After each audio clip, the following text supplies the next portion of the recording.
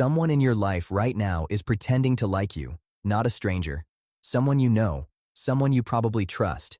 And the uncomfortable truth is, part of you already suspects it. You just do not know how to confirm it without feeling paranoid. Today, we are going to fix that. 6 psychological signs someone is pretending to like you. And the real reason they do it. The first sign is that they never initiate. Think about the last 10 interactions you had with this person. How many of them did you start? How many times did they reach out first, suggest plans first, check in first, without any prompt from you? Because here is what genuine liking looks like in practice. When someone genuinely likes you, being around you has value for them. They seek it out naturally, without being asked, without needing a reason. But when someone is pretending, the interaction only happens because it has to. Because you initiated. Because social obligation made it unavoidable. Because saying no would have been more uncomfortable than showing up. Psychologists call this approach motivation versus avoidance motivation. People who genuinely like you are motivated to approach. They create reasons to be around you.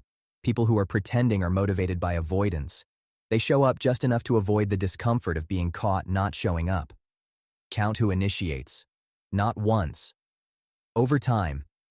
Because one data point is a moment. A pattern is the truth. The second sign is that they celebrate your struggles more than your wins.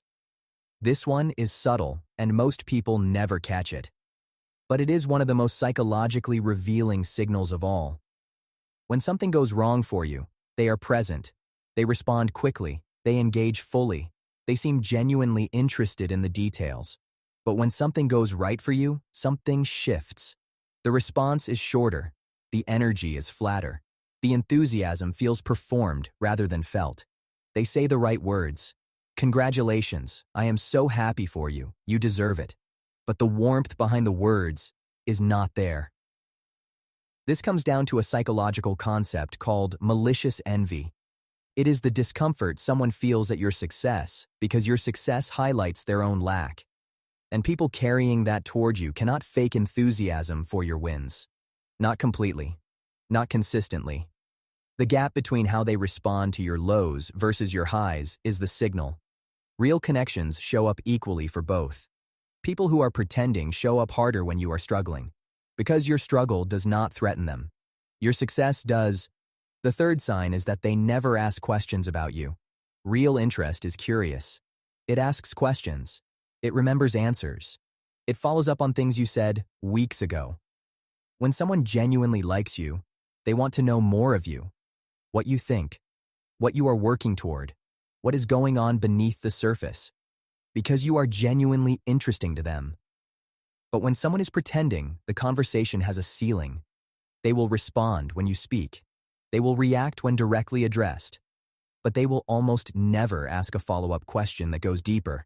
They will almost never say, wait, tell me more about that.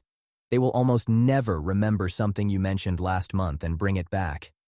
Research on interpersonal closeness found that the depth of questions someone asks is one of the strongest indicators of genuine interest. Shallow questions mean a shallow investment. No questions mean they are maintaining a surface, not building a connection. Notice who asks about you. Not as small talk. Not as politeness, but genuinely, with follow-up, with memory, with real curiosity about who you actually are. Those people like you. The ones who never ask, they are managing a relationship, not investing in one. The fourth sign is that they are warmer with you when others are watching. If someone genuinely likes you, their warmth is consistent. It does not depend on who else is in the room. But when someone is pretending, the social context changes everything. When it is just the two of you, the energy is flat, functional, adequate, present, but not warm. But the moment other people enter the room, something shifts. They become louder in their friendliness, more demonstrative, more engaged, more like the friend you thought they were. Not because they suddenly feel more, but because now there is an audience, and the performance only needs to run when someone is watching it. Pay attention to the version of them that shows up when no one else is around. That version is the honest one. The public warmth is reputation management. The private flatness is the truth. The fifth sign is that the effort always flows in one direction. Who initiates plans? Who follows up after silence? Who travels the distance? Who keeps the connection alive when the other person goes quiet? In a genuine connection, effort is roughly mutual. Not perfectly balanced every single time. But over time, both people feel the relationship has enough value to invest in. When someone is pretending, the effort flows one way. Not because they are busy, not because they are going through something, but because the connection does not have enough value to make them move toward it. They will accept your effort, they will receive your investment, but they will not match it, because matching it would mean admitting, even to themselves, that the connection actually matters. And for someone who is pretending, that admission is not available. This has a quiet psychological cost.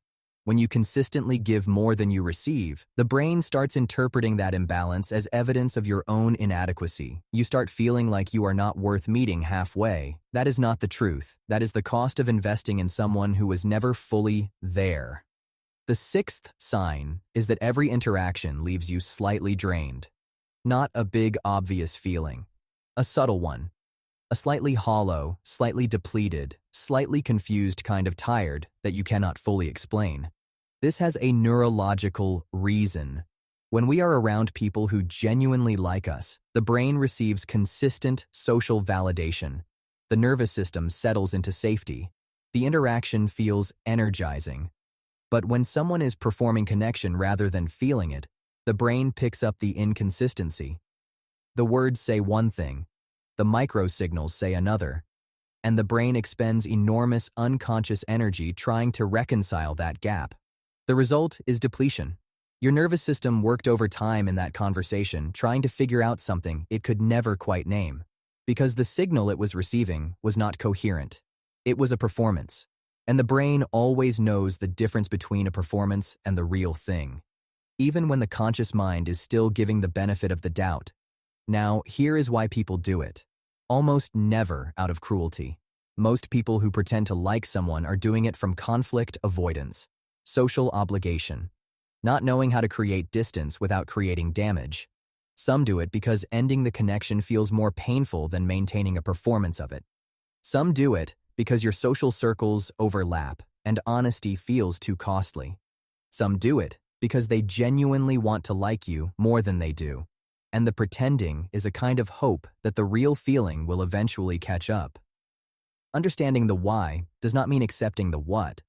You do not have to be angry at someone for not feeling something they cannot force, but you also do not have to keep investing in a connection that is not being returned. Your energy, your time, your genuine investment in another person, that is not an unlimited resource. And spending it on someone who is performing rather than present is one of the quietest ways a person can lose themselves. The signs were always there. You felt them before you could name them. Now you can name them. And naming something is always the first step to choosing differently. If this video made you think of someone specific, comment below. And subscribe to Into the Psych for more videos on dark psychology, human behavior, and the hidden patterns behind every relationship. See you in the next one.